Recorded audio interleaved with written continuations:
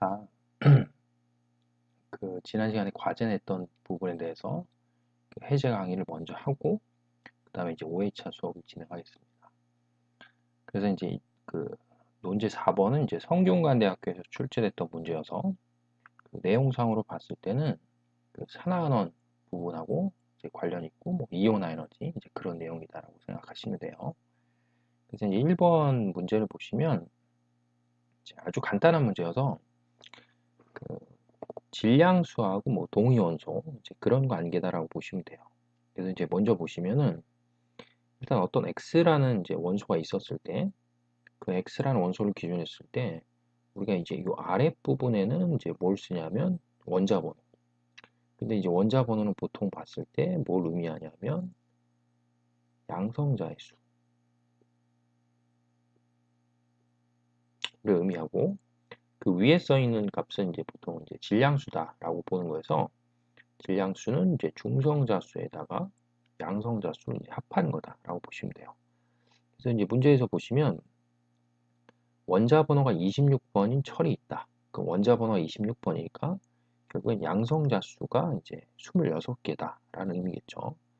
거기에다 이제 질량수가 54하고 이제 58이니까 중성자 수하고 양성자 수를 더한 값이 54짜리도 있고 58짜리도 있다. 뭐 이런 의미가 되겠지. 그죠?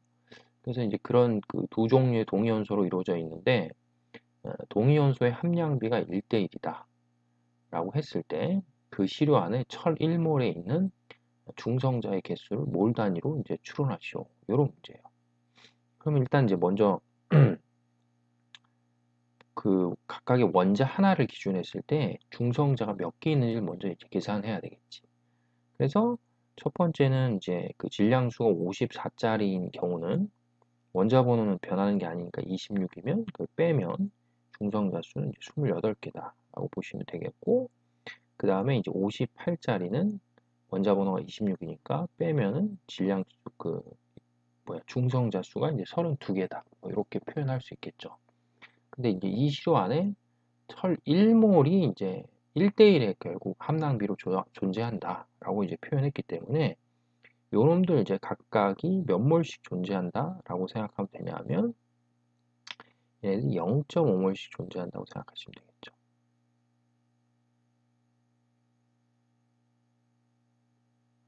그쵸?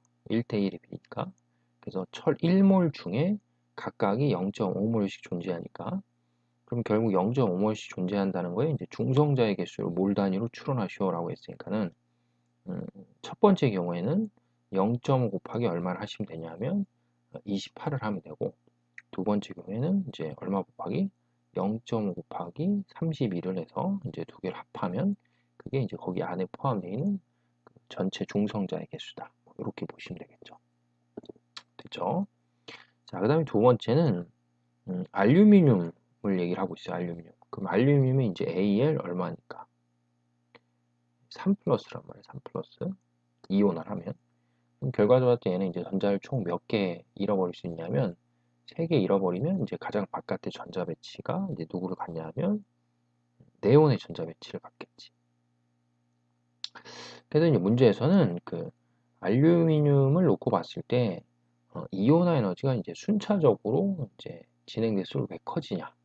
그걸 이제 첫 번째 물어보는 거고, 그 다음에 이제 두 번째 물어보는 거 뭐냐면 제4 이온화 에너지가 왜 갑자기 급격하게 증가하냐? 이 두 가지에 대해서 이제 물어보는 거죠.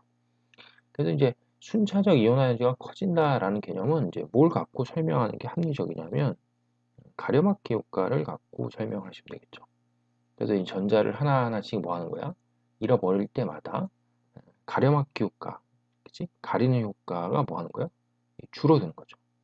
그럼 결국 이제 가리는 효과가 줄어든다는 건 다른 말로 하면 원래 이제 우리가 표현했을 때 유효 핵전화라는 건 실제 핵전화에다가 뭘 고려하는 거다? 가려막기 효과를 고려하는 거죠. 근데 이제 실제 핵전화라는 거는 유효 핵전화하고 놓고 봤을 때 그 유효 핵전을 증가시키는 요인이고, 가려막기 효과라는 건 이제 유효 핵전화를 뭐 하냐면 감소시키는 요인이죠. 그래서 실제로 이렇게 빼는 값이죠, 이렇게. 그러면은 어쨌든 알루미늄이라는 게 존재한다고 치면은 실제 핵전화는 뭐 하는데? 일정한 거지. 그죠? 근데 이 전자를 하나씩 뭐 하는 거야? 전자를 하나씩 잃어감에 따라서 무슨 효과가? 가려막기 효과가 점점 감소하는 거죠. 그럼 결국 이제 가려막기 효과가 점점 감소한다는 건 다른 말로 하면 뭐가 커진다? 유효핵전화가 커진다는 얘기지. 그럼 결국 유효핵전화가 커진다는 건 바깥쪽에 있는 원자가 전자를 잡아당기니 뭐하다? 크다. 뭐 이렇게 볼 수 있겠죠.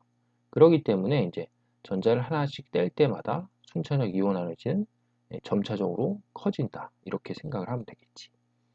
그리고 이제 세 개까지를 떼고 네 번째 뗄 때는 왜 급격히 증가하냐라고 했을 땐 이때는 이제 뭐의 변화가 생기니까 그쵸 전자 껍질 수의 변화가 생기는 거죠. 그래서 전자 껍질 수의 변화가 생겼기 때문에 원자 핵에 있는 그 양성자하고 바깥쪽에 있는 전자하고의 인력이 뭐하기 때문에 급격하게 커지기 때문에 이제 제4 이온 에너지는 이제 커진다. 이렇게 보시면 되겠죠. 아니면 만약에 그냥 일관적으로 그냥 유효핵전화를 갖고 뭐 하고 싶으면 설명을 하고 싶으면 전자 껍질이 바뀐다는 거의 의미의 또 다른 건 뭐냐면 가려막기 효과가 뭐한다? 매우 급격하게 뭐하는 거야? 매우 급격하게 감소한다 라고 보셔도 되죠. 왜 그러냐면 가려막기 효과는 같은 껍질에 존재하는 경우랑 그 다음에 안쪽 껍질에 존재하는 이 두 가지 경우를 놓고 생각했을 때 같은 껍질에 있는 전자들이 가려막기 효과는 하는 효과는 뭐하다? 상대적으로 작은 거고 안쪽 껍질에 있는 놈들이 가려막기 효과는 상대적으로 봤을 때 뭐하냐면 크다 이렇게 볼 수 있거든. 그러니까 이제 껍질 수가 뭐하면 껍질 수가 바뀐단 말이야. 그러니까 예를 들면 이제 이렇게 원자 핵이 있었을 때 첫 번째, 두 번째, 세 번째가 있었어 이렇게. 그러면 그 요 세 번째 껍질에 전자가 이렇게 세 개가 놓여져 있단 말이야. 그럼 이 세 개가 놓여져 있는 전자는 안쪽에 전자가 몇 개 가리고 있다? 그쵸, 10개가 가리고 있는 거죠. 근데 내가 이 바깥에 있는 애들을 다 뗐어. 그리고 나서 어디 걸 떼는 거야? 그 안쪽 걸 이렇게 뗀다라고 치면 그때는 가래막기 효과를 안쪽에 있는 게 더 크다라고 하니까 가리는 게 몇 개만 가려주는 거야? 그쵸, 두 개만 가려주는 거죠. 그러니까 결국은 제4 이온화제가 급격하게 증가하는 이유는 이제 만약에 가려막기 효과로만 설명하고 싶다라고 치면은 가려막기 효과가 뭐하기 때문에 급격하게 껍질 수가 바뀌면서 뭐한다? 감소하니까 유핵 전하가 급격하게 뭐해서 증가를 하기 때문에 제4 이온화제의 이제 그 에너지가 급속히 증가한다. 뭐 이런 식으로도 표현할 수 있겠죠. 되겠죠? 자, 그 다음에 이제 세 번째는 이제 그 철을 뭐 하는 거냐면 일종의 철을 재련하는 그 반응인 거예요. 그래서 철을 재련하는 그 반응에서 그 어떤 걸 이용하냐면 철보다 반응성이 큰 알루미늄이라고 하는 물질을 뭐해서 이용을 해서 이제 철을 최대한 얻을 수 있는 값이 얼마만큼이냐 이제 그거를 추론하라 뭐 이런 얘기가 되겠죠. 그럼 결국 이제 이런 식의 문제를 풀기 위해서는 뭐가 필요하냐면 여기 보시는 것처럼 반응식을 세울 수 있어야 되겠죠. 그렇죠? 그래서 처음에 이제 F2O3라고 하는 뭐가 있었을 때, 산화철이 있었을 때, 그 놈을 뭐하고 반응시켜서, 그치, 알루미늄하고 반응을 시키는 거지. 그래서 이 알루미늄하고 반응하는 과정 중에서 철이 갖고 있는 전자가 어느 쪽으로, 알루미늄 쪽으로 이제 뭐 하는 거냐면, 그, 이동을 하는 거죠. 그러니까는 철이 갖고 있는 전자 알루미늄 쪽으로 이동한다는 게, 이제 의미상으로 봤을 때 이렇게 생각하면 되지, 이렇게. 아, 네, 선생님 말을 거꾸로 했네. 누가 갖고 있는? 알루미늄이 갖고 있는 뭐가? 전자가 어느 쪽으로 간다? 그치, 철 쪽으로 가는 거지. 그러면 지금 봤을 때 앞에 문제에서 이제 알루미늄은 어차피 전자를 몇 개 잃는다 했기 때문에 3개 잃어버린다 했단 말이야. 그럼 얘가 전자를 3개인데 앞에 2가 서 있으니까 총 몇 개를? 그치, 6개의 전자를 뭐 하는 거야? 잃어버리는 거야.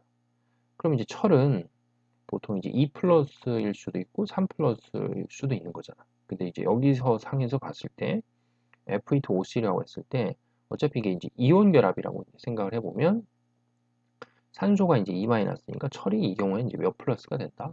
그쵸, 3 플러스가 되는 거지. 이온 결합은 이 결합하는 개수가 뭐하고 관련 있으니까 전하량의 역수하고 관련이 있기 때문에. 그래서 결국 이제 철이 3 플러스 형태가 돼 있고 알루미늄도 결국엔 전자를 몇 개 잃어버릴 수 있으니까 3개 잃어버릴 수 있으니까 그 관계를 이제 이용해서 얘네들을 뭐 하는 거야? 이제 반응을 시키는 거죠. 그죠? 그래서 그 관계를 이용해서 반응을 시켜서 반응식을 세우면 이제 이런 식으로 나오겠죠. 그래서 이제 개수를 뭐 할 수 있냐면 개수를 이제 전자가 왔다 갔다 하는 걸 갖고 개수를 표현할 수 있겠지. 그랬을 때 이제 문제에서 108g의 이제 알루미늄 가루를 가지고 만들 수 있는 철의 최대량이 얼마냐라고 했으니까는 그 알루미늄 108g이 있으면 문제의 조건에서 알루미늄 원자량이 얼마나 나와 있기 때문에 27이다 이렇게 나와 있거든. 결국 그 27이라는 걸 활용하게 되면 108g을 원자량이 27로 나누면 이제 뭐가 나오는 거예요? 몰수가 나오죠. 그쵸? 그래서 결국 이제 알루미늄 지금 몇 몰인 거야? 4몰인 거죠. 그럼 결국 이제 이 산화철이라고 하는 물질이 뭐 했을 때 충분하게 많은 양이 있을 때 알루미늄 내가 4몰만 집어넣는다고 치면 알루미늄이란 물질이 결국 뭘로 작용하냐 하면 이게 한 개 반응물로 작용했죠. 그래서 결국 한 개 반응물로 작용하니까 요 알루미늄 이 양에 의해서 이 전체 반응에서 누가 나오는 그치 철이 나오는 양이 뭐한다? 결정이 된다. 이렇게 생각하시면 되겠죠. 그러니까 결국 얘네 둘이 뭐가 똑같으니까 그치 개수가 같은 거잖아. 그러니까 결국 얘를 한 개 반응물로서 내가 몇 몰을 쓰면 4몰을 사용하게 되면 이 충분하게 많은 산화철 중에 뭐 될 수 있는 그 전자를 얻어서 환원될 수 있는 철의 양도 이 한 개 반응물에 의해서 결정되니까 몇 몰이다? 그치, 4몰이다. 이렇게 되는 거죠. 그럼 결국 우리가 이제 보편적으로 알고 있는 뭐야? N은 N분의 W다. 라는 식을 이용해서 이제 표현하게 되면은 요 값, 철의 뭐랑? 철의 원자량이다. 몰수를 뭐하면?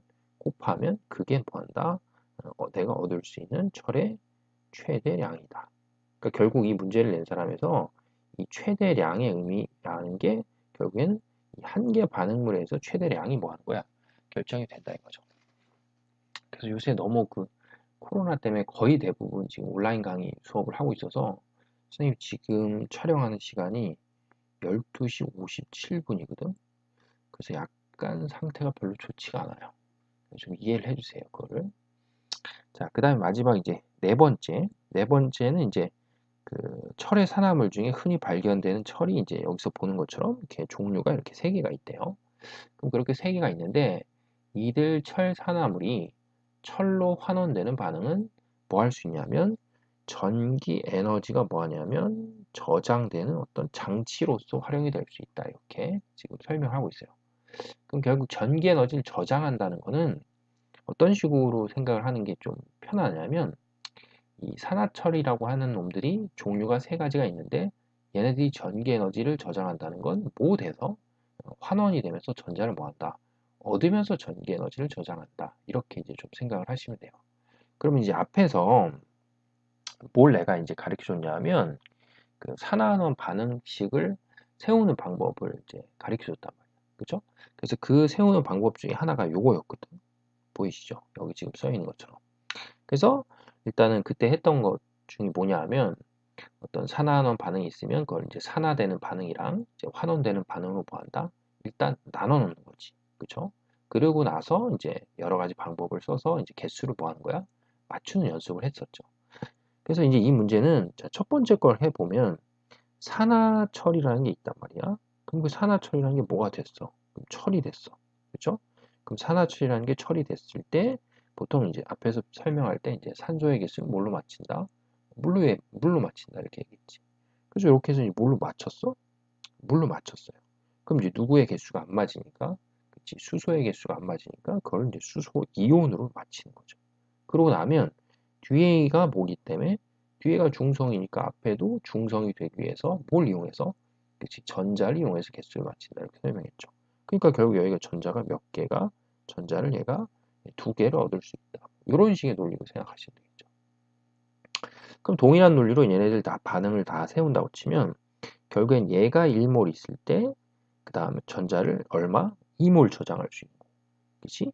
그 다음에 얘가 또 몇 몰 있을 때 1몰 있을 때 전자를 얘는 6몰을 저장할 수 있고 그 다음에 얘가 또 몇 몰 있을 때 1몰 있을 때 얘는 전자를 8몰을 저장할 수 있다 이렇게 되는 거죠.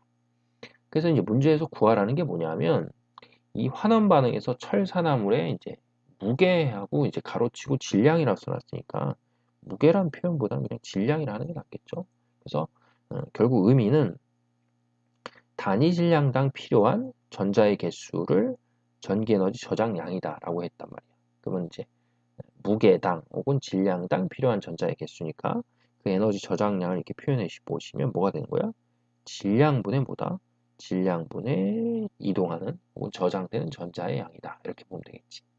근데 지금 우리가 여기서 내가 표현한 게 1몰 기준으로 했을 때 이렇게 되고 1몰 기준으로 했을 때 이렇게 되고 1몰 기준으로 했을 때 이렇게 되니까 그 1몰이라고 하는 표현 자체를 다 뭘로 바꾸기만 하면 돼? 그렇죠. 질량으로 바꾸기만 하면 되겠죠. 그죠? 그러니까 결국 이 첫 번째 나와 있는 FeO의 1몰 질량은 얼마니까? 70이잖아. 그럼 결국 얘는 72분의 뭐 하면 돼? 그렇죠. 2 하면 되겠고. 그 다음에 이제 두 번째 경우는 뭐 하는 거야? 뭐야? 2 곱하기 얼마이다? 56에다가 더하기 얼마에서 48을 한 거를 분의 몇 하면 되는 거야? 얘는 6 하면 되겠죠. 그 다음에 세 번째 거는 3 곱하기 56 더하기 얼마 하면 되는 거야? 64분의 뭐해서 그 8을 하는 거죠. 그죠? 그래서 이렇게 원래 이제 저번에도 한번 설명을 드렸지만 우리가 어떤 것들을 비교한다고 쳤을 때 이런 무슨 형태? 분모, 그치? 분모, 분자 형태로 표현을 하게 되면 이 분모라고 하는 값이 다 뭐가 되는 거야? 그치? 분모라고 하는 값이 다 기준이 된다라고 생각하시면 되겠죠. 그죠? 그래서 그 분모라고 하는 값이 기준이 돼서